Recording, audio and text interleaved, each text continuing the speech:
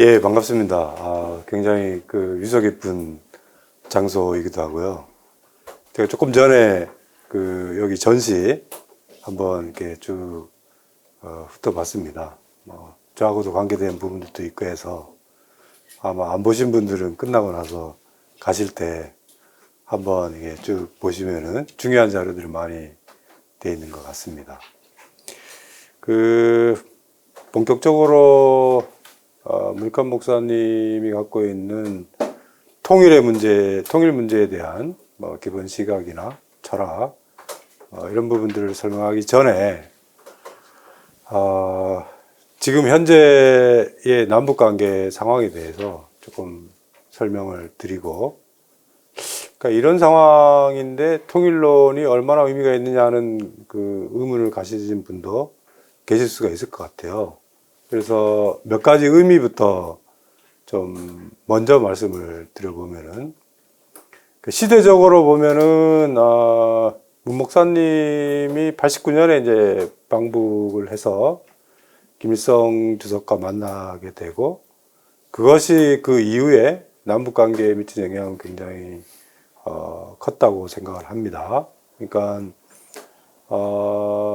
그때 이제 노태우 정부 시기고, 또 남북 기본 합의서를 채택했던 그 시기이기 때문에 그 이전에 남북한이 7.4 남북 공동성명 시기가 있었지만은 실질적으로 남북한의 정부 간 대화가 이제 본격적으로 이루어진 시기가 바로 그 시기인데, 그 시기의 특징은 냉전이 끝나는 시기다. 이렇게 이제 탈냉전의 초입에 벌어졌던 역사적 사건들이다. 이렇게 이제 볼 수가 있습니다. 그러니까 우리가 냉전 시대가 있고, 그 냉전 시대가 끝나는 게 바로 1989년 11월 달에 베를린 장벽이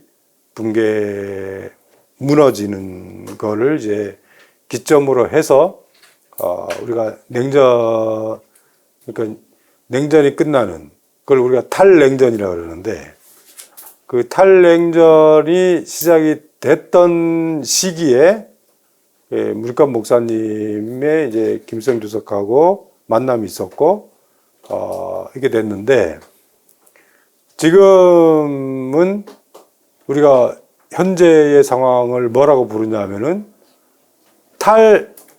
탈냉전이라고 불러요. 포스트를 두 번 쓰는 거죠. 그러니까 포스트 콜드워, 지금 이게 베를린 장벽이 붕괴될 때, 냉전이 끝나는구나. 그래서 탈냉전이다. 이렇게 얘기했는데, 지금은 그 탈냉전이 끝나는 시기다. 이렇게 해서 이제 학술적으로는 포스트를 두 번, 포스트 콜드워 이렇게 쓰기도 합니다. 여러 가지 특징들이 있지요. 첫 번째는 한반도 주변의 국제 질서가 변했다 하는 겁니다. 그 핵심 뭐냐면은 미중 협력의 시대가 끝나고 미중 간의 전략 경쟁의 시대가 시작이 되었다 하는 겁니다. 그러니까 여기에는 또 러시아 우크라이나 전쟁도 있고 기타 등등 이제 하면서 지금 한미일과 그 북중러 사이에 진영 간의 대결이 이제 본격화되는, 그러니까 이제 지금의 시대의 특징이라는 거는, 이거는 이제 간단한 정세 변화는 아니다. 이건 정세가 변하는 게 아니고 구조가 바뀌는 거다. 이렇게 볼 수가 있습니다. 여러분들이 이제 알다시피 날씨하고 기후는 다르잖아요. 날씨라는 거는 매일매일 대기 변화에 따라서 비가 오고 눈이 오고 해가 뜨고 하는 거지만은, 기후라는 거는 그게 아니고 일정한 시기에 평균 기온이라든가 날씨라든가 이거를 얘기하는 거기 때문에, 마찬가지로 지금은 정세의 변화가 아니고 질서가 변화되는 시점이다 하는 거를 일단 좀 강조를 하고 싶습니다. 그러니까 그렇기 때문에 탈냉전 시기가 이제 시작이 되었고, 그러니까 이게 어떻게 앞으로 흘러갈지는 굉장히 장기적으로 이제 지켜봐야 될 문제입니다. 그러니까 국제적으로 보면은 미중 간의 전략 경쟁이 심각해지고, 그 다음에 무역 자유화의 시대에서 지금 이제 고립주의로 넘어가고 있고, 그러다 보니까 이제 공급망을 둘러싸고 일종의 뭐랄까요, 보호무역의 시기가 되면서 여러 가지 경제적으로도 그렇고 국제 정세의 변화들이 굉장히 이제 큰 거죠. 두 번째, 북한 내부도 많은 변화들이 있습니다. 김정은 체제가 2011년에 출범을 했는데 지금 이제 한 13년 정도 흘렀습니다. 초기 그 시작될 때부터 여러 가지 변화들이 있었고, 국내 정책으로도 그렇고 대외적으로도 벌써 시간이 좀 많이 흘렀네요. 2018년에 평창의 봄으로 시작이 돼서 그의 세 번의 남북 정상회담과 또 역사적으로 최초의 싱가포르에서 북한하고 미국의 지도자들이 만나는 한국전쟁 이후 최초인 거죠. 그런 게 있었지만은 2019년 2월 달에 하노이 회담이 실패를 하면서 이제 남북 관계가 악화가 되고, 저는 운이 나쁘게도 하노이 회담 실패 후에 장관이 됐습니다. 그 통일부 장관은 좀 운이 좋아야 돼요.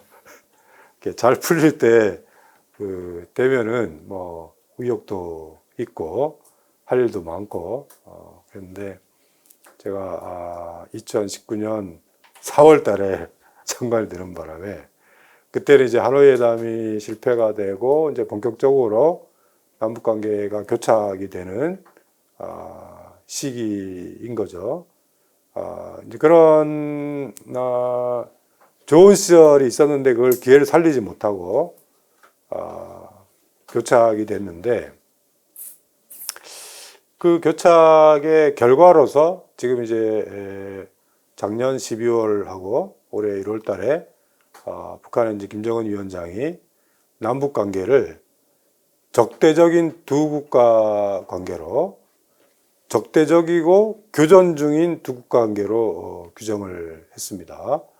그래서 지난 50년 동안의 남북 합의, 지난 50년이라는 거는 1972년 7.4 남북 공동성명부터 이제 본격적으로 남북한의 합의가 이루어지는데, 이 지난 50년간의 남북 합의를 다 이제 부정을 하고 있습니다. 그리고 남북 관계에 관련된 대남 정책을 하는 부서들도 다 지금 폐지하고 있고, 그 다음에 남북 합의 시대의 산물들, 거기에는 뭐 철도도 있고, 철도를 지금 북쪽에 철로를 다 지금 걷어내고 있습니다. 그리고 뭐 개성공단부터 시작해서 그렇게 돼 있고, 그리고 이제 그 윤석열 정부가 등장하면서 대북 강경 정책을 취하면서 이게 이제 국제 정세 변화와 또 하노이 회담 실패 이후에 그 북한의 변화, 이거하고 맞물리면서 지금 남북 관계가 매우 어려운 시점으로 돌입하고 있습니다. 걱정이 많죠. 저도 뭐 걱정이 많이 됩니다. 제일 중요한 거는 우리가 이제 9.19 군사합의라는 건데, 9.19 군사합의는 2018년에 남북 정상회담을 할 때 군사 당국 간에 합의를 한 겁니다. 그 핵심 뭐냐면은 이게 완충 공간, 그러니까 비무장지대가 있고 서해가 있고, 그래서 이 완충 공간에서 우발적 충돌을 할 수 있는 가능성을 줄이자는 거죠. 그래서 비무장지대에 있는 진지를 철수를 했고, 그 다음에 그 지피를 철폐를 했고, 그 다음에 서해하고 비무장지대에서 일정의 완충 공간을 설정을 하고, 그 안에는 군사훈련을 중단하고, 또 서로 위협이 될 만한 그런 것을 물리는 게 핵심이죠. 이제 그랬는데 지금은 이제 9.19 군사합의가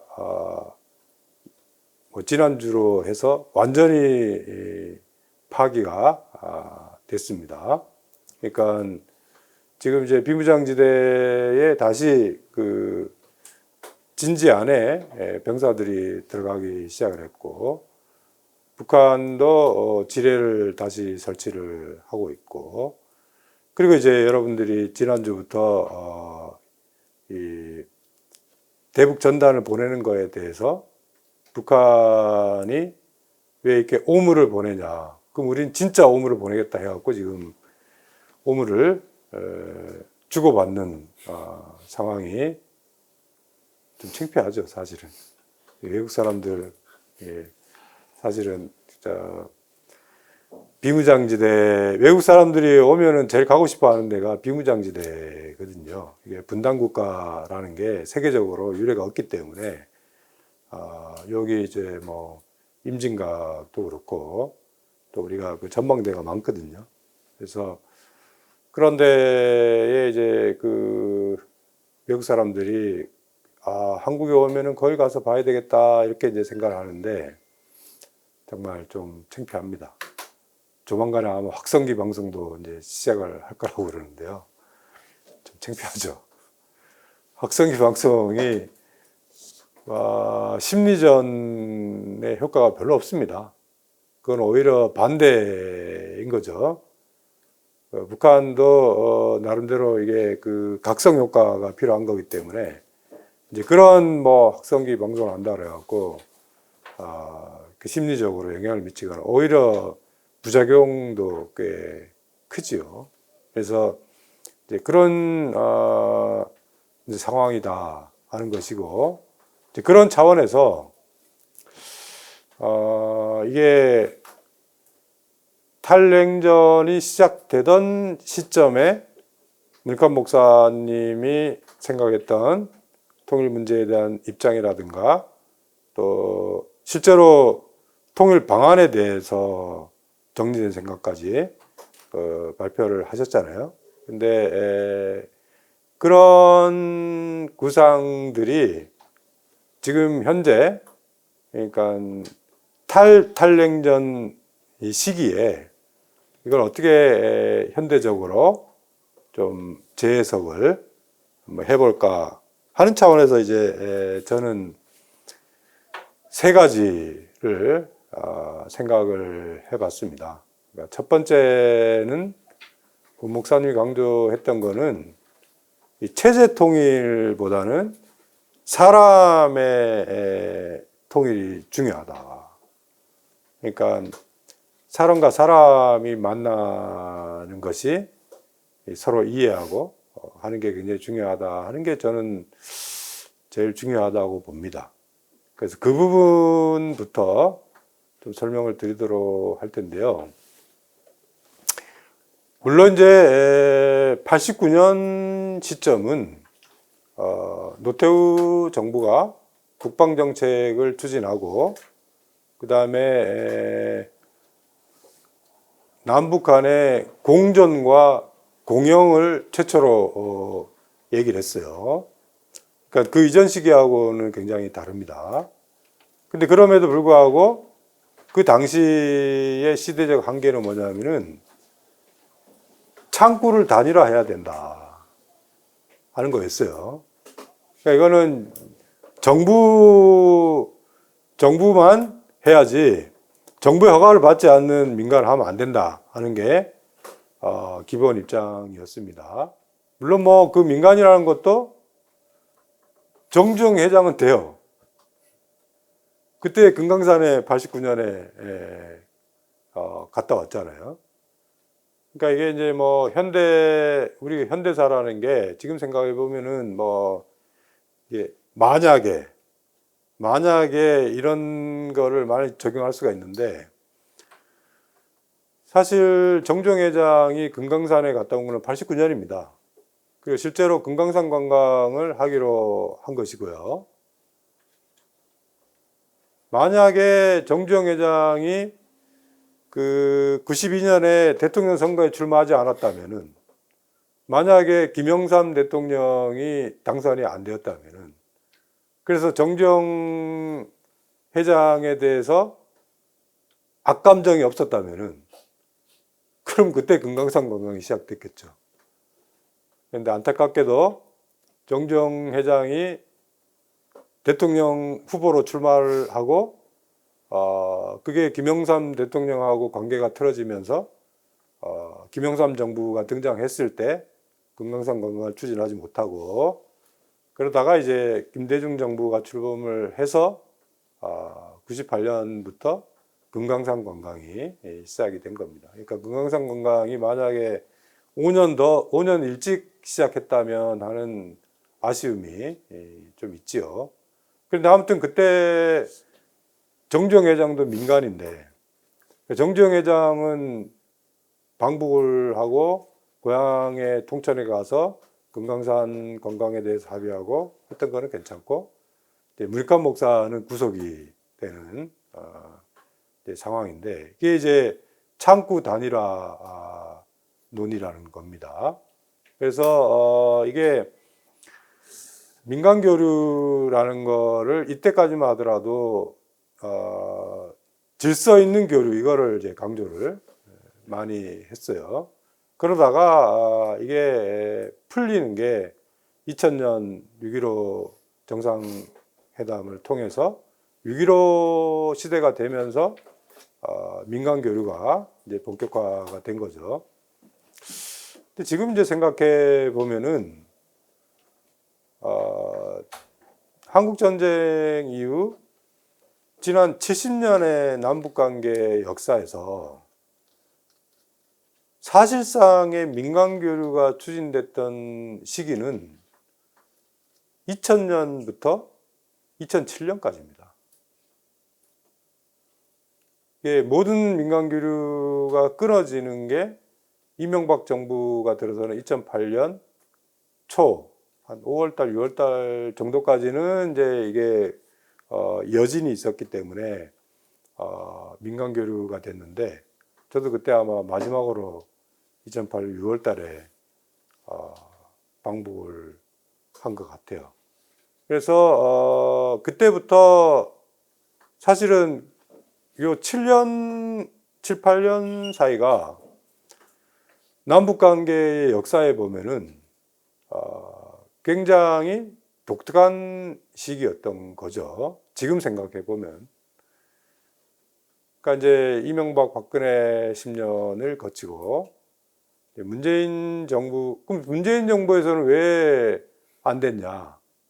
문재인 정부는 여러분들이 돌이켜 보면은 5년 사이에 2017년은 남북 관계가 엄청 악화됐고요. 왜냐하면 북한이 핵무장을 가속화했던 시기였기 때문에 뭐 장거리 미사일도 쏘고 핵실험도 하고 하다 보니까 어려웠고, 2018년 딱 요 한 해, 그것도 평창 동계올림픽 시점부터 이제 한 10월 달 정도까지 됐던 시기이고, 바로 이제 2019년 2월 달부터 하노이 회담이 결렬이 되면서 교착이 됐기 때문에 민간 교류를 할 만한 기회가 없었어요.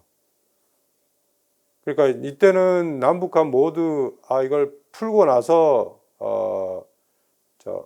풀리면은 되겠지 하는, 그리고 북한은 이제 역사적으로 보면은 기본적으로 이게 평양이 수용할 수 있는 그 한계가 있습니다. 숙박 시설도 그렇고 여러 가지 통제도 그렇고 그렇기 때문에 남북 정상회담이 벌어지거나 또 남북 간의 당국 간 회담이 벌어질 때는 가능하면은 민간 교류를 중단을 합니다. 왜냐하면은 이게 수용 능력이 한계가 있기 때문에. 그래서 이제 그런 차원에서 그 기회를 살리지를 못했고, 그 다음에 이제 뭐 문재인 정부도 이게 그 당국 간 관계가 시작이 되면서 바로 민간 교류를 허용을 했으면은 하는 건 나중에 이제 정세가 교차되고 난 다음에 아쉽다 이렇게 생각을 한 거죠. 그러니까 이 남북 관계 역사에서 민간 교류의 역사라는 걸 매우 한정된 시기 동안에 이루어졌는데, 저도 뭐 다양한 경험이 있습니다. 다양한 경험이 있는데 참 안타깝죠. 그 이후 세대는 아예 북한을 방문할 기회도 없고 북한 사람들과 만날 수 있는, 대부분의 이제 그 교류의 기억을 갖고 있던 분들은 그 전 2000년에서 2007년의 경험이니까 세대로 치면은 좀 한정이 돼 있죠. 그래서 우리 NGO나 뭐 이렇게 보면은 젊은 실무자들 같은 경우에는 북한에 가본 적이 없어요. 그럴 기회가 없었죠. 참 굉장히 안타깝습니다. 그런데 우리 물감 목사님께서 이제 강조했던 거는 체제 통일보다 사랑과의 통일이 중요하다 하는 건데, 이걸 이제 개념적으로 설명을 하면은 우리가 서독이 동독에 대해서 신동방 정책이라는 걸 이제 추진을 할 때 그 개념이 뭐냐면은 접근을 통한 변화입니다. 그러니까 이게 접촉을 하게 되면은 변화가 일어난다 하는 건데, 그 변화라는 거는 일방적이지는 않죠. 이 접촉의 과정에서 북한 사람들이 남한 사람들을 만나면서 다양한 변화들이 있지요. 그게 왜 없겠습니까? 그런 게 있고, 마찬가지로 뭐 저도 마찬가지고 남한 사람들이 북한 사람들을 만나면은 변화가 있죠. 변화가. 이게 이제 제가 예전에 책을 쓸 때 그 5단계의 과정이 있다고 얘기를 했는데, 처음에 이제 만나면은 아유 반갑죠. 이게 북한 사람 처음 만나는 거니까 그러니까 뭐 약간 떨리기도 하고, 그래서 이게 그 같은 분단이 된 상태에서 같은 민족이 만나는 거니까 굉장히 감동이나 이런 걸 하죠. 두 번째 단계는 제가 대충 이게 보면은 설득을 하게 돼요. 설득. 니네 이렇게 살면 안 된다. 개방을 해야 된다. 중국 봐라. 이렇게 설득을 해요. 그러면은 북한 사람들이 반발하죠. 그래서 싸웁니다. 말싸움도 하고 많이 싸워요. 그럼 이제 세 번째 단계가 되면은 굉장히 실망감이 커요. 이게 말이 안 통한다. 뭐 이게 서로 다 다르잖아요. 다르다 보니까 뭐 여러 가지로 이게 차이가 크구나. 그런 거를 느낍니다. 이제 그 단계를 지나야지. 그 단계를 지나면은 그 이제 이게 특히 세 번째 단계에서는 저도 예전에 뭐 삼성경제연구소에 제가 다닐 때도 있었거든요. 그래서 2000년대 초반에 그 그 기업 하는 사람들하고 북한에 그때는 이제 실질적으로 남북 간에 경제협력을 했으니까요. 현대도 했지만은 삼성도 하고 다 했어요. 텔레비전 조립도 하고 뭐 그 개구리 카세트 같은 걸 북한에서 만들고 그랬거든요. 실제로. 그다음에 제일 모직에서 양복이나 뭐 단체복. 그러니까 여성 의류나 여성 구두 같은 경우는 좀 어려워요. 왜냐하면 이게 여성 의류나 구두 같은 경우에는 유행을 빨리 타기 때문에 빨리 갔다 빨리 와야 되는데 그게 물류 뭐 이런 게 잘 안 되니까 그러니까 유행을 타지 않는 작업복이라든가 양복이라든가 이런 거를 북한에서 많이 했죠.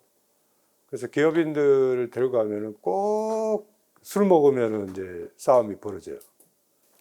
당연히 그런 정치적인 사안이나 또 문화적인 부분이나 차이가 크죠.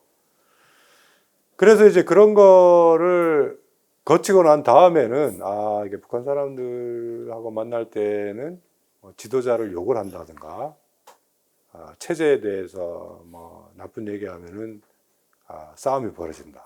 그러니까 나도 조심해야겠다. 이제 그걸 이제 인정하는 거잖아요.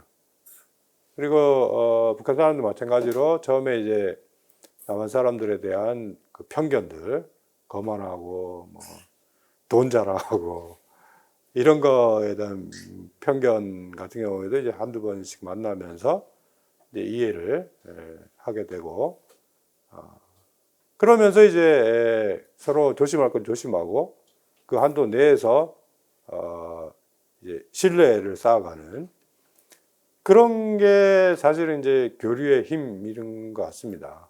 그러니까 그래서 접촉을 하면 할수록 만남이 많으면 많을수록 서로가 서로를 이해하는 폭이 넓어지게 되고 이제 이해를 하게 되면은 협력을 어디까지가 가능하고 어디까지 그건 좀 어렵고 시간이 좀 지나야지 가능하고 이런 거를 판단할 수 있는 결국에는 이제 그런 차원에서 보면은 접촉의 시기가 너무 짧았다는 아쉬움이 많이 남습니다. 이거는 이제 동서독하고 비교를 해보면은 너무 안타까운 거죠. 동서독은 뭐 사실은 분단의 역사가 우리하고 다르기 때문에 벌써 베를린 장벽이 1961년에 세워지는데 61년 전에는 왔다 갔다 했어요. 베를린 같은 경우에도 서로 뭐 자유롭게 왔다 갔다 했는데 61년에 베를린 장벽이 세워지면서 동서독의 국경이 강화가 되고 뭐 그랬지만은 한 64년부터는 뭐 이산 가족들이 자유롭게 만날 수가 있었고 제가 최근에 동독에 관련된 뭐 두꺼운 책을 보니까 70년대 초반에 동독에서 뭐 세계 학생 축전 이런 거를 하면은 소독에서 대학생들이 2만 명이 방문을 했더라고요. 그런 게 한두 번이 아니란 말이죠. 그리고 독일 같은 경우에는 서로 방송을 개방을 했고 여행이 허가지만은 그래도 어느 정도 자유롭게 여행을 했고 이산가족 같은 경우에는 이주하겠다고 했을 때 그 실제로 이주 허가를 받은 통일 전에 그 건도 10,000건이 넘습니다. 그러니까 그리고 전화가 가능했고요. 소포를 붙일 수가 있었고 그러니까 이제 그 동독의 70년대의 변화 같은 거는 그 메르켈 총리가 중고등학교 시절을 동독에서 컸잖아요. 거기 책에 보면은 고모가 그 함부르크에 살았는데 항상 청바지를 보내줬다. 그래갖고 그 미국 청바지, 리바이스 청바지를 그 70년대 그래서 항상 그거를 고모가 보내줘서 그걸 입고 학교에 가서 자랑하고 했던 얘기들이 나옵니다. 그러니까 뭐 동서독하고 우리하고는 뭐 너무 차이가 큰 거죠. 이게 왜 중요하냐면은 동서독은 통일이라는 게 매우 평화적인 방식으로 이루어졌는데 그 평화적인 방식이라는 게 뭐냐면은 베를린 장벽이 붕괴하고 나서 1년 후에 1990년 10월 3일 날 통일이 되는데 그 통일이라는 거는 동독에서 국민투표를 하잖아요.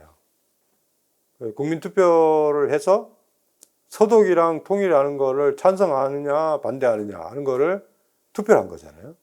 근데 압도적 다수가 통일을 하는 걸 찬성을 했기 때문에 동독 정부랑 서독 정부랑 통일 조약을 맺어서 동독 지역이 서독 연방에 포함되는 방식으로 통일이 된 거죠. 그러니까 동독의 주민들이 서독 사람들이랑 통일을 해도 괜찮겠다 하는 그 결정을 했던 과정들이 있단 말이에요. 그런 게 사실 알고 보면은 접촉의 힘, 교류라는 게 동서독의 교류라는 것도 뭐 사건 사고가 많습니다. 우리 금강산 관광객 총경 사건처럼 80년대 초반에 서독의 대학생이 동독을 여행을 했다가 뭐 약간의 문제로 인해서 경찰서에 가서 조사를 받다가 사망하는 사건도 벌어졌거든요. 근데 그런 사건들이 없을 수가 없죠. 교류라는 게. 근데 그때 이제 그 동독의 총리랑 서독의 총리가 이제 통화를 하고 이 위기를 하는데 그때 썼던 말이 뭐냐면은 이성의 연대라는 겁니다. 이게 참 안타까운 일이지만 이걸 감정적으로 대응하지 말고 이걸 이성적으로 잘 넘겨보자. 그러니까 이제 그런 사건 사고는 어쩔 수가 없는데 그런 사건 사고가 터졌을 때 이제 어떻게 이거를 극복하느냐 하는 게 이제 교류 과정에서도 중요한 문제였습니다. 그래서 여전히 앞으로 어떻게 될지 모르겠지만 뭐 정세가 계속 이렇게 가면 어렵죠.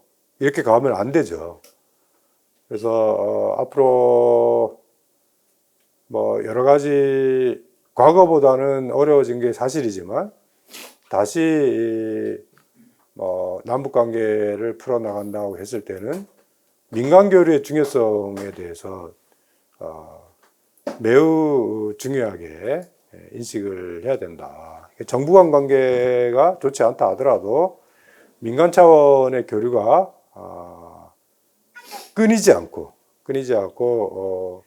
계속 유지가 되면 좋겠다 하는 건데 참 지금은 많이 악화가 돼서 안타깝습니다.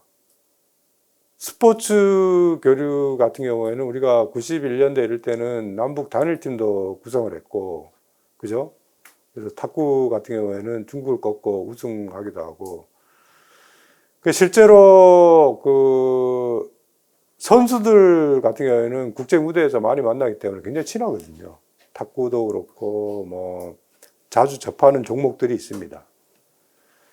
근데 최근 몇 년 이제 남북 관계가 악화가 되면서 아시안 게임에서도 만나도 서먹서먹하고 이제 올림픽에서도 또 만날 텐데요. 아주 악화가 됐어요. 그걸 바라보는 참 안타깝습니다. 예, 정치 군사적인 관계가 악화됐다 하더라도 그런 국제 무대에서 남북 간 선수들이 왜냐하면 임원들은 다 잘 알거든요.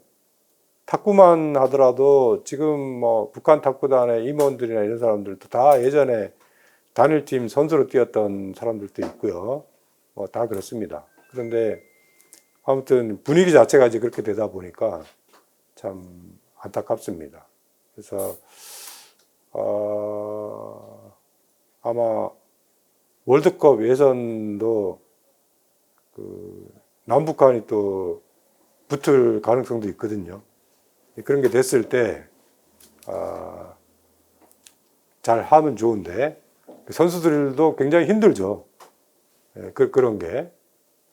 아무튼 그 민간 교류가 굉장히 중요하다 하는 거고. 두 번째는 이제 문익환 목사님 통일 구상 중에서 정말 제일 중요한 거는 통일은 과정이다 하는 겁니다. 결과가 아니다 하는 거죠. 우리가 이게 과정으로도 통일하고 결과로도 통일이라는 게 서로 사실 연결이 되어 있지만은 통상적으로 보수 정부는 결과로서의 통일만 강조합니다.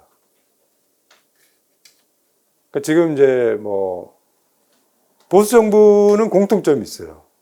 대체로 보수 정부 시기가 되면은 통일 방안을 손을 대려고 그래요. 그래서 아마 올해 8.15의 윤석열 정부도 자유민주주의 통일 방안을 발표할 예정입니다. 참 안타깝죠. 근데 이명박 정부도 이제 통일 항아리론 해갖고 무슨 통일 기금을 조성해야 된다는 것도 있었고, 박근혜 정부는 이제 여러분들이 알다시피 통일 대박론이라 그래갖고 그게 이제 많은 선전을 한 거죠. 그러니까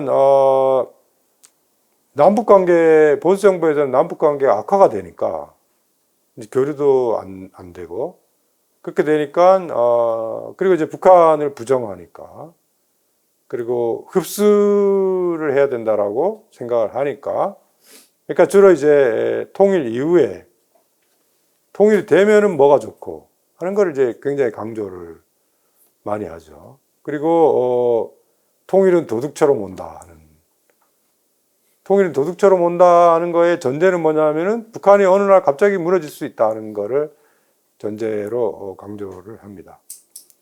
그런데 남북 관계를 고민하고 남북 관계를 개선하고 하는 사람들은 통일을 결과가 아니고 과정으로 강조를 합니다.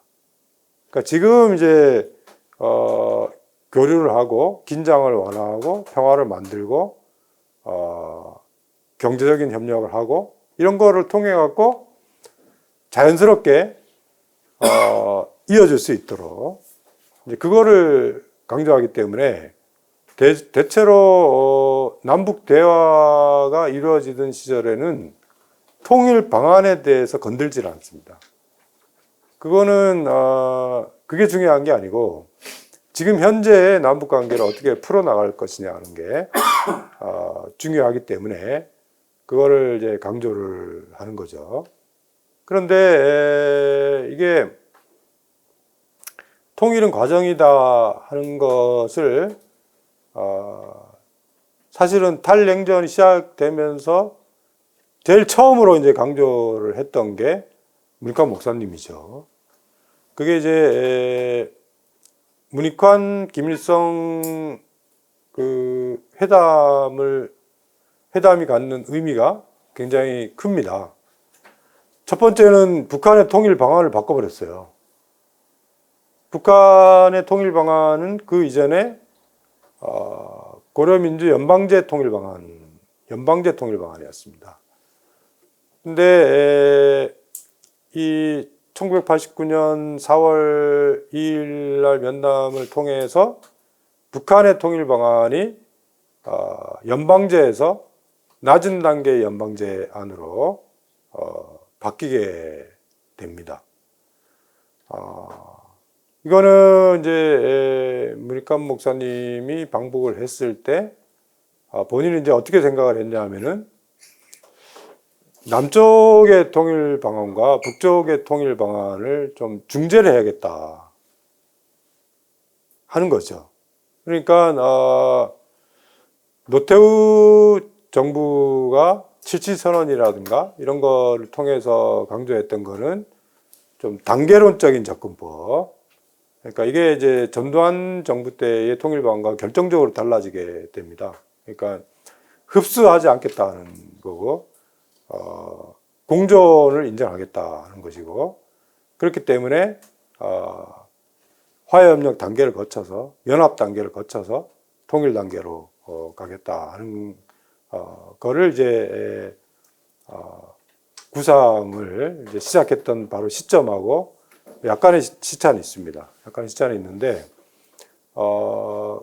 그렇기 때문에 밀감 목사는 이 연합제와 연방제의 중재안을 제시를 하려고 했던 거죠.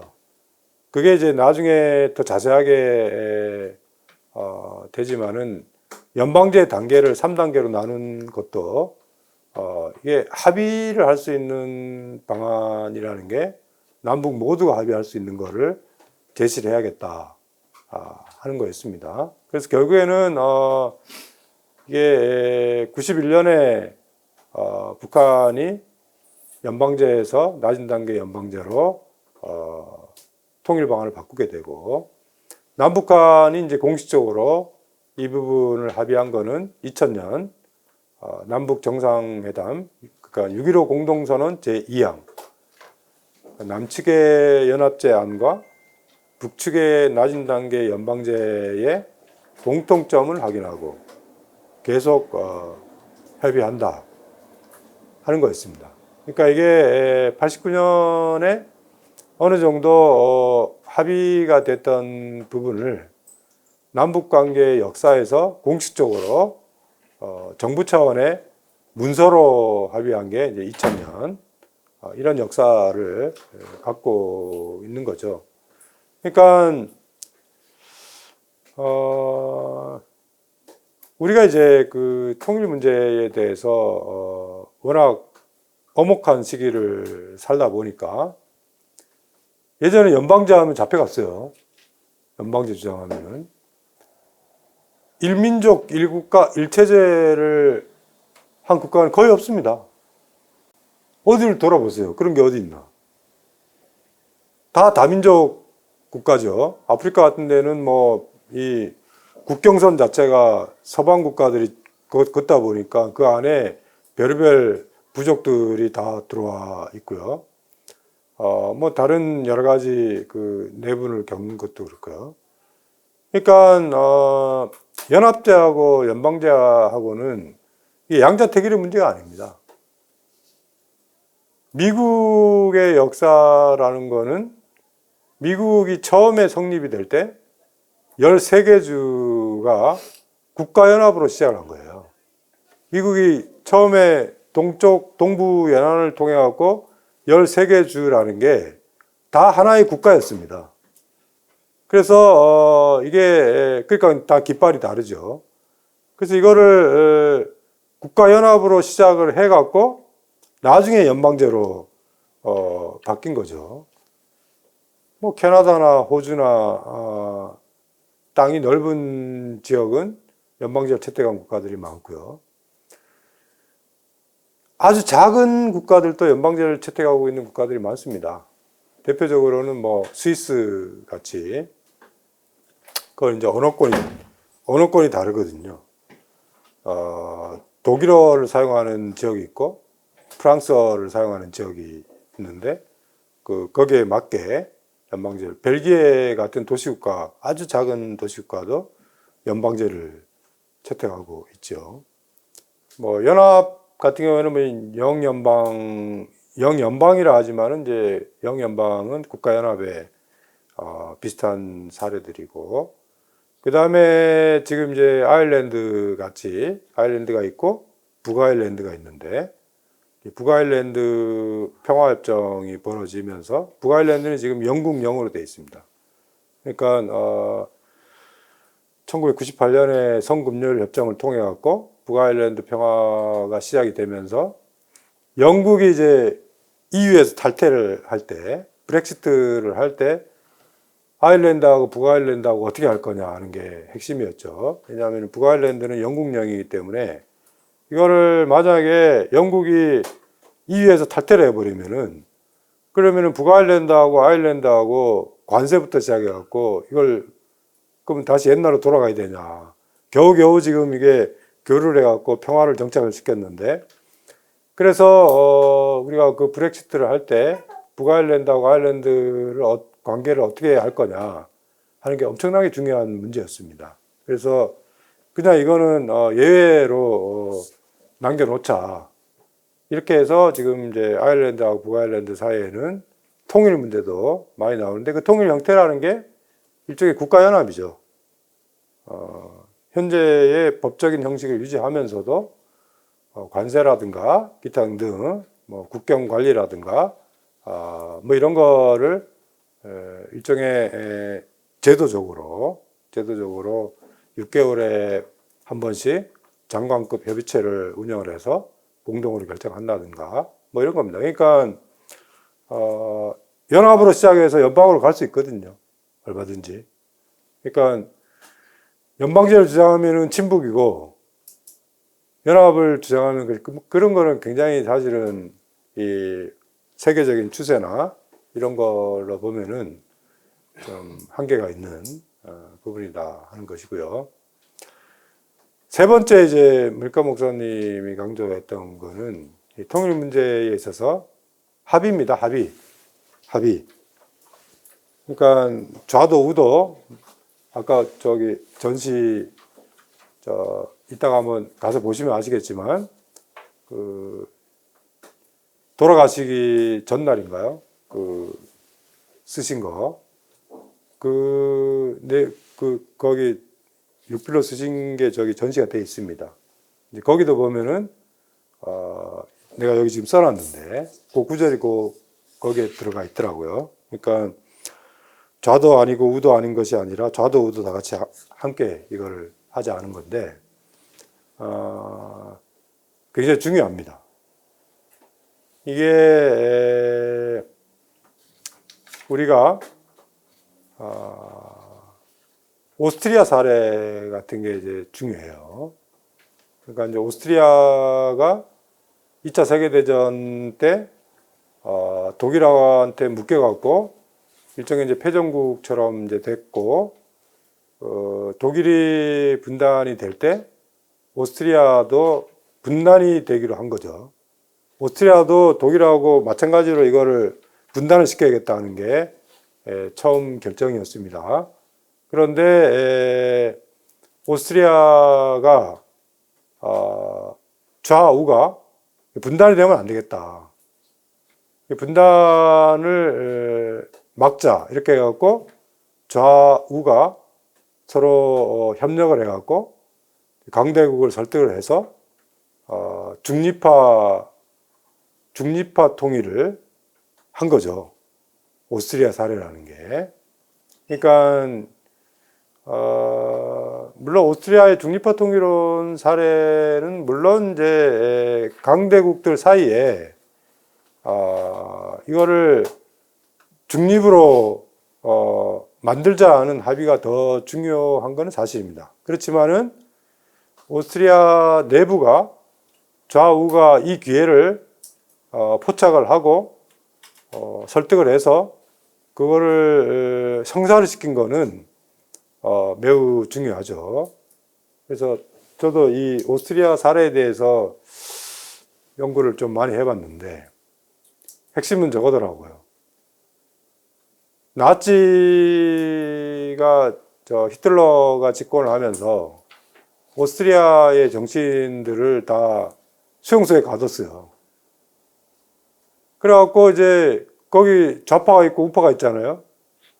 좌파 우파 갈 거 없이 같이 수용소에 갇혔는데 거기서 친해졌어요. 그러니까 이게 이 공동의 적에 맞서서 우리 내부는 싸우지 말자 하는 게 나치 집권 하에서부터 이제 그런 부분들을 해서, 여러 가지 그 갈등이 있었지만은, 좌파와 우파가 서로 합심해서, 그래서 이제 중립화를 한 거죠. 스위스가 중립화를 한 역사도 길잖아요. 근데 스위스도 마찬가지로 강대국들의 틈바구니 속에서 어떻게 이 휩쓸리지 않고 이 국채를 보존하고 또 영향력을 받지 않고 살아갈 수 있을 것인가 했을 때도 마찬가지로 좌우의 내부적인 갈등을 좀 최소화해야 된다는 게 중요하죠. 교과서적으로는 이렇게 되는데요. 근데 이게 우리 이제 정치 현실을 보면은 뭐 점점 어려워지는 것 같습니다. 그러니까 뭐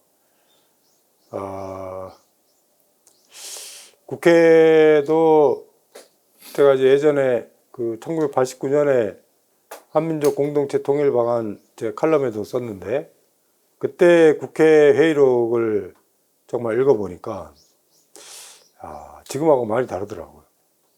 어느 정도 품격도 있었고 토론도 수준이 좀 매우 높았다는 생각이 많이 드는데 지금은 뭐 거의 이 합의점을 찾기가 굉장히 어렵고 뭐 초당적 협력을 위한 그 제도들이 굉장히 많습니다. 지금 없는 게 아니거든요. 예를 들어서 지금 뭐 남북관계 발전법 이런 것도 있어요. 아무도 모르지만 그게 폐기가 된 게 아니거든요. 노무현 정부 때 남북관계 발전법이라는 게 만들어져서 거의 지금 20년이 다 됐는데 그게 뭐냐면은 여야가 전문가들을 추천을 해서 남북관계 발전위원회를 만들고 5년마다 한 번씩 남북관계 발전 계획을 세우는 게 그 법안의 취지입니다. 근데 이게 뭐 좀 진보 민주당 정부가 들어서면은 이게 굉장히 활발하게 이루어져요. 근데 보수 정부가 되면은 저도 예전에 이게 이제 그 정당 추천이기 때문에 저도 민주당 추천으로 이명박 정부 때인가 아무튼 남북관계발전위원으로 됐는데요. 임명장은 우편으로 받았고 이게 임기가 이전이거든요. 한 번도 만난 적이 없어요. 참 이게 그러니까 법이나 제도나 이런 거는 이제 이 초당적 협력을 할 수 있는 제도가 있습니다. 있는데 전혀 그러면 그걸 안 하려면 그냥 폐지를 하든가 해야 되는데 폐지가 되지 않은 채로 그것도 있죠. 국회에도 남북관계 특위 같은 것도 있습니다. 21대도 있었고 22대 있으면 또 있거든요. 근데 뭐 거의 이루어지지 않고 있습니다. 그리고 국회의 그 연구 모임이라든가 이런 것도 원래 이제 한 당이 아니라 다른 당의 의원도 참여를 해야 된다는 조건이 있거든요. 근데 이제 그런 것들도 지금은 뭐 이 정치 현실 상황에서 거의 지금 이루어지지 않고 있죠. 그래서 그 다음에 우리가 문재인 정부 때는 이제 이 사회적 대화를 굉장히 많이 해봤습니다. 사회적 대화라는 게 좀 진보적인 NGO와 보수적인 NGO 이게 이제 같이 해서 뭐 통일 문제에 대한 일종의 이제 라운드 테이블 같은 거를 그 사회적 대화의 방식이나 기법이나 이런 것들은 과거에 비해서 굉장히 많이 발전을 했어요. 그래서 그런 차원에서 뭐 지역을 돌면서 그런 걸 해보면은 매우 효과가 있습니다. 실제로. 그러니까 이게 그냥 이게 진보적인 사람 입장에서는 보수적인 사람들은 뭐 어떻게 생각할 것이다 이렇게 이제 생각을 하고, 보수적인 사람들도 진보적인 사람들은 빨갱이고 신북이고 어쩌고저쩌고 이제 생각하다가도 막상 이제 만나서 얼굴을 맞대고 서로 대화를 나누면은 굉장히 놀라거든요. 생각보다 차이점도 있지만은 공통점도 있구나. 근데 그런 게 굉장히 중요해요. 꼭 통일 문제가 아니어도, 우리가 이제 공론의 중요성이 점점 커지는데, 원자력 발전소를 어떻게 할 거냐, 뭐 이런 것도 있고, 환경 문제에 관련해서 뭐 케이블카를 설치를 할 거냐 말 거냐 이런 것도 있고, 그러니까 이런 부분들에 대해서 좀 합의라는 게 민주주의 국가에서 100% 합의는 어렵죠. 근데 이 노력을 하다 보면은 55대 45인데 이런 공론의 과정, 사회적 대화의 과정 이런 걸 거치게 되면은 한 5% 플러스 마이너스 차이는 있습니다. 그리고 여전히 반대가 45%고 찬성이 55%, 또 거꾸로일 수도 있죠. 그렇다 하더라도 이런 과정들을 거치게 되면은 이해는 하거든요. 나는 동의하지 않는데 저 사람이 주장하는 거에 대해서 그래 뭐 나름대로 그 나름대로는 또 논리적으로 그거는 이해는 한다 하는. 그러나 나는 동의하지 않는다. 나는 생각이 다르다 하는. 그 민주주의 국가에서는 뭐 이 민주주의라는 게 의견을 통일하는 게 아닙니다. 그렇잖아요? 이게 뭐 짜장면하고 짬뽕하고 통일하는 게 아니거든요. 의견이라는 게 어떻게 통일이 되겠어요? 다 차이가 있죠. 그런데 민주주의라는 거는 그 차이가 나는 거를 폭력적인 방식으로 통일시키는 게 아니고 그 차이를 인정하고 상대를 존중하고 그래서 공통점을 찾고, 공통점이 처음에는 얼마 되지 않지만은 그걸 이제 계속해서 노력을 통해 갖고 조금씩 넓혀 나가는 거고, 그리고 이제 더 중요한 거는 민주주의라는 거는 이게 그 장 안에서 벌어지는 거잖아요. 그러니까 장 밖으로 가서 폭력을 쓰는 게 아니고 장 안에 들어와서 말싸움을 하고 정당을 만들고 투표를 통해서 집권을 하고 하는 거잖아요. 그러니까 이게 제대로 돌아가지 않으면은 장 밖으로 나가는 수밖에 없잖아요. 지금 뭐 미얀마의 그 무장투쟁이 벌어지고 있는 대부분의 나라들 같은 경우에는 이 장 안에 지금 들어오지를 못하는 거잖아요. 그러니까 우리가 뭐 대부분의 평화협상이라는 거는 장 밖에 있는 사람들을 무기를 내려놓고 여기 장 안으로 들어와서 민주적 방식으로 경쟁을 해서 나라를 운영하자 하는 그런 게 사실은 합의라는 게 그런 거죠. 통일 문제에 대해서는 시간이 아주 많이 흘렀습니다. 여기서 이제 또 중요한 거는 세대 문제죠. 이제 지금은 분단 이제 3세대죠. 여기 이제 골고루 섞여 있네요. 그죠? 다행스럽게. 분단 1세대, 분단 2세대, 저 같은 경우는 분단 2세대겠죠. 그리고 이제 젊은 이제 분단 3세대. 이게 세대 간의 그 격차가 분명히 있습니다. 실제로 살아가는 그 환경과 또 그 사이의 인식이 다르기 때문에 많이 다르죠. 북한도 마찬가지입니다. 북한도 이제 김정은 위원장 같은 경우에는 분단 3세대죠. 그러니까 분단 3세대가 갖고 있는 통일 문제에 대한 입장이 지금 드러나는 거죠. 아니 이렇게 적대적이고 교전 중인데 뭔 통일 문제를 얘기를 하냐. 각자 따로 살자는. 그게 저는 여러 가지 정세의 특징들도 있지만은 분단 3세대의 세대적 특징도 어느 정도 작용을 하고 있다 이렇게 봅니다. 그러니까 그런 차원에서 보면은 우리가 이거를 이제 통일 미래 세대라 그러는데 중요한 거는 통일 미래 세대죠. 통일 미래 세대가 이 통일 문제를 어떻게 인식하고 자기 개인적으로 그걸 어떻게 해석하고 하는 게 중요합니다. 그러니까 저도 이제 학교에 있는데 가능하면은 좀 많이 들어보려고 해요.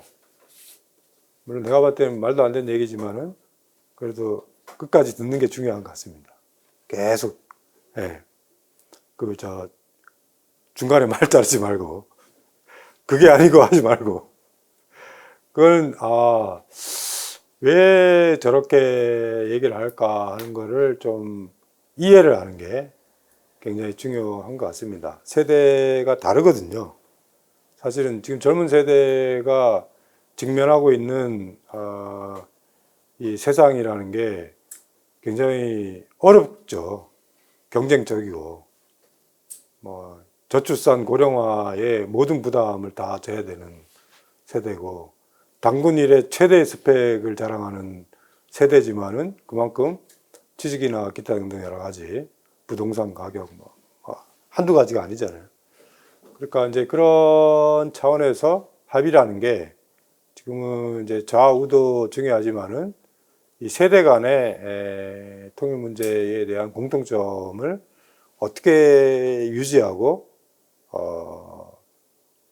그야말로 미래 세대가 좀 더 올바른 선택을 할 수 있도록 기성세대가 어떻게 그런 기회나 가능성 이런 거를 줄 거냐 하는 게 지금 우리가 갖고 있는 굉장히 중요한 과제인 것 같습니다.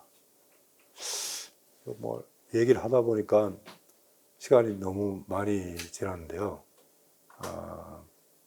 제 얘기는 이걸로 마치고 질문을 받도록 할 텐데요. 기독교가 이제 LCCK 차원의 남북 간의 교류의 역사는 굉장히 깁니다.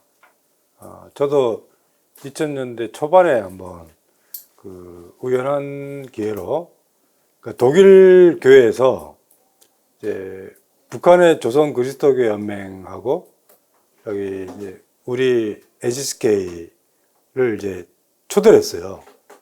그래서 일주일 동안 그 같이 여행을 하고 저 프랑크푸르트에서 3일 동안 같이 회의를 하는 프로그램이었는데 그때 이제 NCCK 목사님들이 그 해외에서 발표할 사람이 필요하다고 해갖고 제가 거기 따라가 본 적이 있습니다.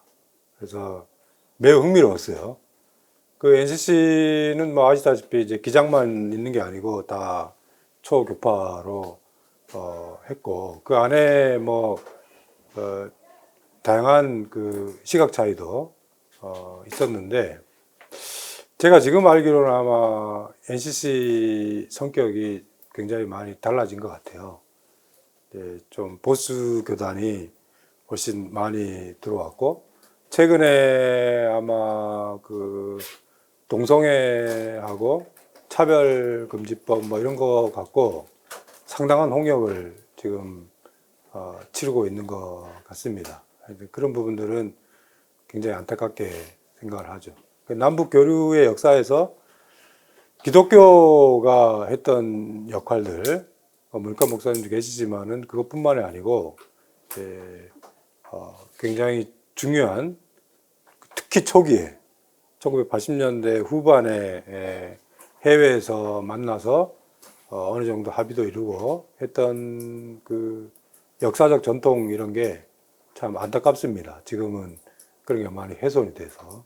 우리는 민간 교류에 대해서는 좀 개방적이고 그 역할을 인정을 하는 게 저는 중요하다고 봅니다. 그러니까 여기서 이제 우리가 이제 민간 교류라고 하는 거는 그냥 이렇게 민간 교류라는 이 통칭을 쓰지만 그 안에는 굉장히 아주 세부적인 영역들이 많거든요.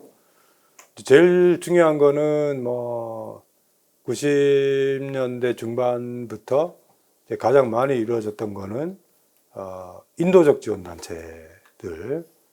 그러니까 이 인도적 지원 단체들은 또 종류가 굉장히 다양합니다. 그 중에 사실은 종교계의 교류도 큰 비중을 차지해요. 그러니까 종교계라는 게 기독교가 제일 크고요. 기독교도 뭐 기장만 하는 게 아닙니다. 뭐 예를 들어서 여의도 순복음교회는 평양에 조영기 심장병원을 지었죠. 짓다가 이제 마지막에 완공을 못했고, 통일교 같은 경우에도 병원을 지었고, 그 다음에 이제 뭐 사랑의 교회라든가 그 대형 교회들도 북한의 그 인도적 지원 같은 거를 꽤 많이 했습니다. 그러다가 이제 제재가 강화가 되고 하면서 이제 다 중단이 된 거고요. 그러니까 이게 종교, 특히 이제 불교 같은 경우는 마찬가지입니다. 불교계도 제가 예전에 그 성불사라는 절에 가봤거든요. 성불사가 저 사리오 밑에 있는 그 절입니다. 우리 가곡에 나오는.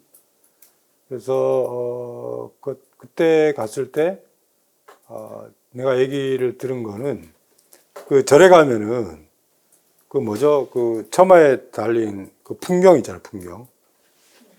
그래서 이제 처음에 우리 스님들이 갔을 때는 그런 게 없었다는 거죠. 그래서 그거를 이제 다 달아주고, 저도 90년대 후반에 처음에 북한에 갔을 때 저기 묘양산에 보현사 이런 데 가면은 그 스님들이 다 머리를 기르고 있었어요. 되게 특이하다. 출퇴근 한다 그러고. 그런데 이제 불교 교류가 본격적으로 이루어지면서 이제 우리랑 똑같이 승복을 입고 머리를 깎고 절에 거주하고 뭐 그런 것도 있고요. 그러니까 이제 불교계는 몇 가지 수건 사업들이 있습니다.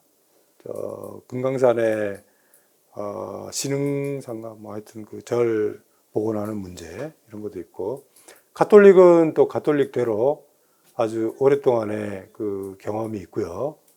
그리고 교황님 방북도 사실은 계속 추진을 하고 있습니다. 그러니까 지금 이제 그 교황청의 입장은 북한이 조금 더 협력을 좀 하게 되면은 교황님은 가고 싶어 하는 건데 그게 지금 잘 협의가 안 되면서 된 거고요. 그러니까 이제 민간 교류 중에서 인도적 지원, 특히 이제 보건의료 분야, 여기 국제기구도 있고, 우리 내부적인 것도 있고, 그 다음에 이제 종교, 그 다음에 아까 얘기했던 이제 체육교류.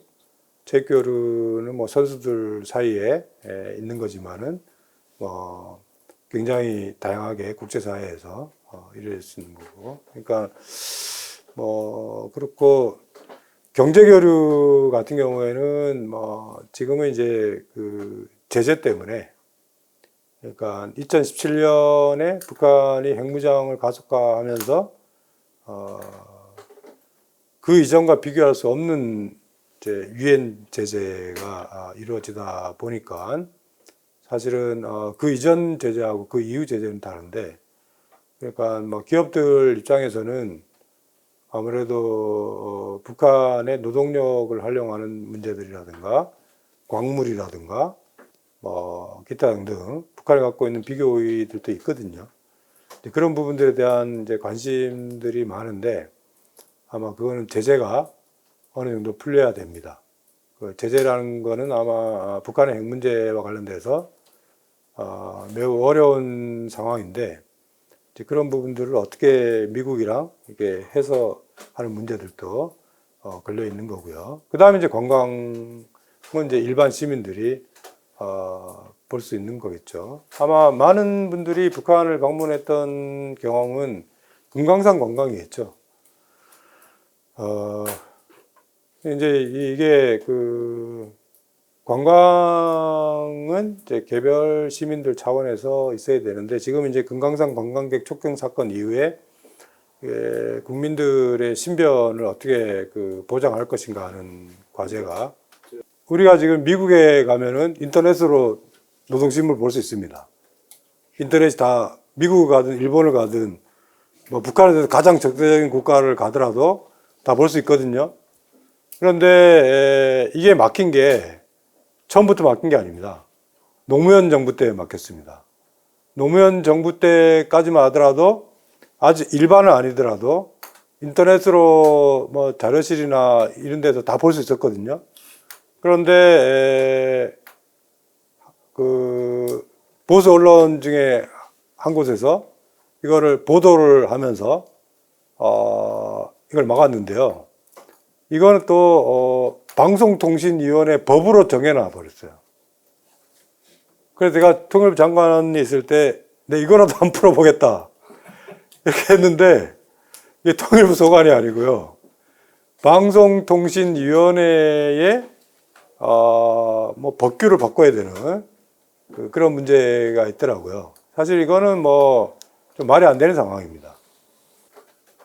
핵무기의 역사에 대해서는 좀 경각심을 갖고 봐야 될 것 같습니다. 그러니까 유엔 안전보장이사의 상임이사국 5개 국가, 미국, 영국, 프랑스, 중국, 러시아. 그러니까 이거를 우리가 P5라 그래요. 그 P라는 거는 상임이라는 뜻입니다. 퍼머넌트 줄임말인데. 그러니까 이 5개 국가는 핵무기를 갖는 게 합법이에요. 자기들이 처음에 만들 때 그렇게 해놨어요. 그리고 나머지 국가들은 다 불법입니다. 예를 들어서 인도하고 파키스탄도 제일 먼저 핵무기를 이제 무장했잖아요. 네, 그러니까 이제 이스라엘은 이제 NCND 정책이고, 이런 국가들은 핵무기를 갖는 게 합법적이지는 않습니다. 그러니까 이제 여러 가지 뭐 이게 비확산 조약 체계라든가 뭐 기타 등등 여러 가지의 또 불이익을 받고 있고요. 근데 아무튼 그거는 강대국들의 필요에 따라서 중국을 견제하기 위해서 인도를 허가했고, 인도를 허가하다 보니까 파키스탄을 눈 감은 거고, 뭐 이런 거죠. 그리고 그 나머지 그 국가들의 확산 문제, 그러니까 핵무기 확산 문제에 대해서는 상당히 경각심을 갖고, 왜냐하면 그게 지금 이란 핵 문제도 그렇고 기존에 뭐 리비아라든가 뭐 기타 등등 문제들에 대해서 미국, 중국, 러시아가 다 일치된 그 공통의 합의라는 게 확산이 되면 안 된다는 거니까요. 근데 북한은 뭐 거기에 비교해 봤을 때 정도가 지금 엄청나게 달라진 거죠. 사실상의 핵보유 상태라고 봐야 될 것 같기도 합니다.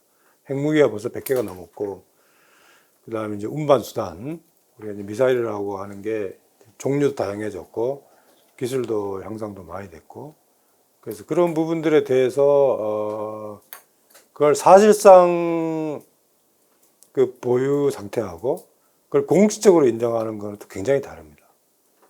그걸 이제 공식적으로 인정하게 되면은 뭐, 이 기존의 비확산 체제나 기타 등등 여러 가지와 충돌하는 상황이 이제 벌어지는 건데, 이제 그런 부분들이 있고, 그 다음에 이제 아까 제가 처음에 이제 시작할 때 이게 정세의 변화가 아니고 정말 큰 틀에서의 국제 질서의 변화라고 얘기했던 것 중에서 지금 제일 중요한 변화는 유엔 안전보장 이사회라는 게 무력화됐다는 겁니다. 그러니까 유엔이라는 게 안전보장 이사회 5개 국가가 만장일치제로 운영을 하거든요. 다 거부권을 갖고 있는데 러시아가 우크라이나를 침략한 이후에 지금 러시아는 미국이 내는 모든 결의안에 거부권을 행사하고 있습니다. 그러니까 지금은 유엔 기능 자체가, 그러니까 특히 안전보장이사의 기능 자체가 마비돼 있죠. 아까 이제 그 북한에 대한 제재 같은 경우에도 올해 초에 그 제재를 이행을 감시하는 그 위원회가 있습니다. 유엔 제재위원회라는 건데 거기에 이제 러시아가 그 기구 자체를 무력화해 버렸어요.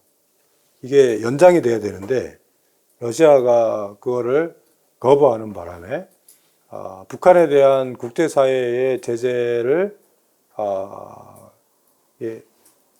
각국이 이제 의무를 지키고 그거를 보고를 하고 그거를 집계를 하고 틀린 게 있으면은 그 맞춰보고 하는 게 이제 그 위원회의 역할인데 그게 지금 사라져 버렸습니다. 그래서 앞으로 뭐 러시아 우크라이나 전쟁이 어떻게 될 거냐 뭐 기타 등등 여러 가지 변수들이 있지만은 유엔의 기능이 과거처럼 다시 살아날 수 있을지 매우 의문입니다. 그래서 지금 이제 뭐 유엔 개혁 얘기도 나오고요. 여기 매우 우려할 만한 뭐 변수들도 있죠. 뭔 얘기냐면은 이거를 거부권 방식에서 좀 바꾸고 상임이사국을 늘리자. 핵심이 독일하고 일본입니다.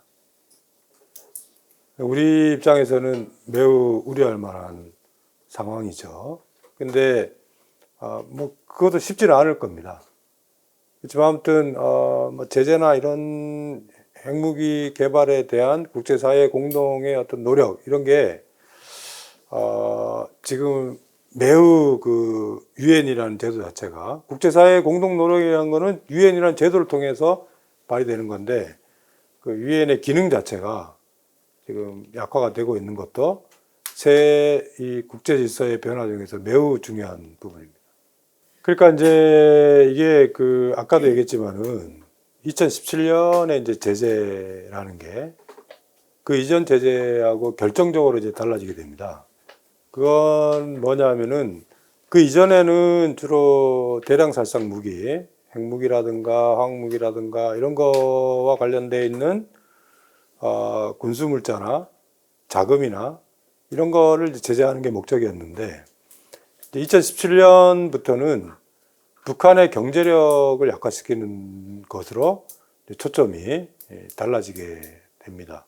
경제력을 약화하는 거는 북한이 외화를 벌 수 있는 부분들, 그러니까 뭐 석탄이라든가 철광석 수출을 금지하는 거라든가 또 해외에 나가 있는 5만 명 정도의 북한의 외국인 노동자, 그거를 금지시키는 거. 그 다음에 이제 위탁가공. 제가 여쭤본 거는요. 그 박근혜 정부 때 일방적으로 다 폐쇄하고 막았잖아요. 그걸 문재인 정부가 들었을 때는 다 재개하기를 다들 기대를 했었어요. 그러니까 지금 그래서 말씀드린 거잖아요. 그러니까 그 조항에 따르면은 일단은 개성공단을 할 수가 없죠. 그러니까 이게 그 유엔의 결의안이에요. 중국도 이 결의안을 지킵니다. 그러니까 중국도 북중 접경지에 의해서 있었던 위탁가공 같은 게 다 중단이 됐죠. 근데 이게 직접 투자잖아요. 직접 투자, 위탁가공도 안 되는데 직접 투자는 어렵죠. 그러니까 이제 문재인 정부는 어떻게 생각을 했냐면은 제재를 완화를 시켜야겠다. 그게 이제 하노이 회담에서 북한이 영변을 폐기하는 대신 제재를 완화를 시키고 그 중에 이제 시범 사업으로서 금강산 관광 재개하고 개성공단 재개 이게 이제 들어갔던 거잖아요. 그런데 결국 하노이 회담이 이제 결렬이 되면서 이게 없었고요. 그 상태에서 개성공단을 재개할 수가 없죠. 그 이제 예를 들어서 이제 기업인들이 공장을 지금 개성에 있는 공장을 좀 봐야겠다. 그래서 당연히 정부는 그 승인을 가서 보는 게 좋겠다. 북한이 반대를 하죠. 제재부터 풀고 와라. 나 같아도 그러겠어요. 예. 이게 뭐, 그때 안 되는데 이걸 와서 본다 그래갖고 무슨 의미가 있겠냐. 그래서 결국에는 뭐 기업인들 개성공단 방문도 불가능한 상황이었죠. 그러니까 이제 그러면 일의 순서상 제재를 이제 풀어야지 이거를 할 수 있는 상황이 된 거죠. 그거는 남한 정부가 할 수 있는 영역이 아니다. 통일부 사실은 이제 명칭 변화보다는 기능인 것 같습니다.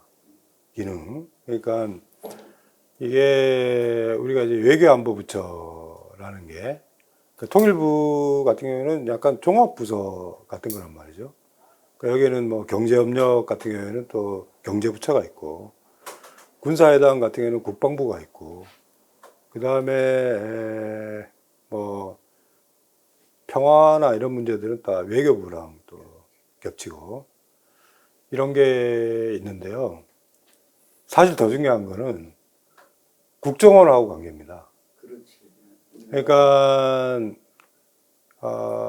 아까 이제 제가 말씀을 드리면서 조금 빠뜨렸던 게 지금은 남북관계 역사에서 사실은 50년 만에 그러니까 7.4 남북 공동성명 채택 이후에 모든 채널이 지금 작동하지 않는 매우 이례적인 상황입니다. 근데 여기서 이제 채널이라는 게 물밑 채널이 있고 물위 채널이 있습니다. 물밑 채널은 이제 국정원에서 우리가 한라인이라고도 하고 그렇게 얘기하죠. 그 다음에 이제 물위 채널은 이제 적십자 채널이 있고 통일부 남북회담 채널이 있고 뭐 군사회담 채널이 있고 이렇게 있는데 그 북한의 특성 때문에 지금까지 남북 관계에서 보면은 물밑 채널에서 모든 걸 결정하죠. 물밑 채널에서. 그러니까 통일부는 하는 게 없어요. 통전부가 중요한 결정을 하고 중요한 결정이라는 게 회담을 하자 이런 겁니다. 이제 그러면은 이제 그래야지 이제 통일부가 나서는 거니까요. 그러니까 이 문제, 그러니까 국정원과 통일부의 관계 이게 좀 크고요. 이제 더 중요한 거는 외교안보부처 전체의 일종의 이 조정 체계가 중요합니다. 그러니까 제가 사실은 뭐 통일부 장관을 했지만은 노무현 정부 때는 통일부 장관 보좌관을 했거든요. 그 정동영 장관이 통일부 장관을 했을 텐데 그때가 아마 제가 생각할 때는 통일부의 전성시대. 왜냐? 통일부 장관이 NSC 상임위원장을 겸직했거든요. 그러니까 NSC 상임위원회라는 거는 외교, 국방, 국정 이거를 다 총괄하는 거기 때문에 그때는 제일 예를 들어서 육자회담을 하거나 뭐 국방회담을 조율하거나 하는 것도 다 통일부가 NSC 상임위원장 부서로서 그걸 한 거거든요. 그러니까 이거는 이제 운영의 방식인 것 같습니다. 일단 그게 제일 중요한 것 같고 이름을 바꾸는 문제는 뭐 여러 가지 그 의견들이 있었던 것 같아요. 그런데 이게 이제 이름을 바꾸는 문제는 뭐 아시다시피 상당한 또 사회적 논란을 그 다음에 이제 그 문재인 정부 때 민간 교류를 막은 적은 없고요. 방북 신청이나 이런 거를 거부한 적은 없습니다. 그 왜 안 됐냐? 북한이 이제 두 가지가 있었어요. 그러니까 아까도 얘기했지만 민간 교류에서 제일 중요한 건 이제 인도적 지원 이런 건데 김정은 체제에서 인도적 지원이라는 말을 쓰지 마라. 앞으로 이제 우리는 얻어먹지 않는다.